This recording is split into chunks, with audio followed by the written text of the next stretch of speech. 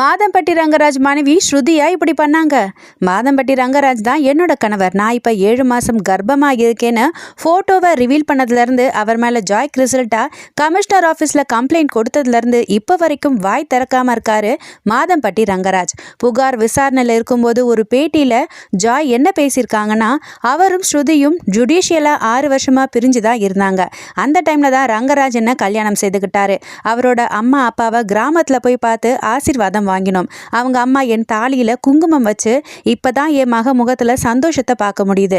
நீங்க 2 பேரும் எப்போதும் பிரியக்கூடாதுன்னு சொன்னாங்க. தினமும் அவர் என்னோட நெற்றியிலையும் தாலிலையும் குங்குமம் வைப்பாரு.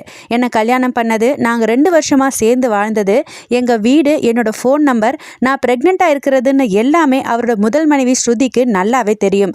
அவங்க ஏன் அப்பவே பிரச்சனை பண்ணல. அவரோட காசு எனக்கு வேண்டாம், என் குழந்தைக்கு பதில் வேணும், இனிஷியல் வேணும்னு கண்ணீரோடு கொதிச்சு போய் பேசியிருக்காங்க ஜாய் கிறிசல்ட்டா. இந்த விவகாரம் விசாரணையில் இருக்கும்போது அவங்க பேட்டி கொடுத்தது பெரும் பேச்சு பொருளாக மாறி போயிருக்கு. ஆனால் இது வரைக்கும் மாதம்பட்டி ஏன் வாய் திறக்கவே இல்லைன்னு தெரியல.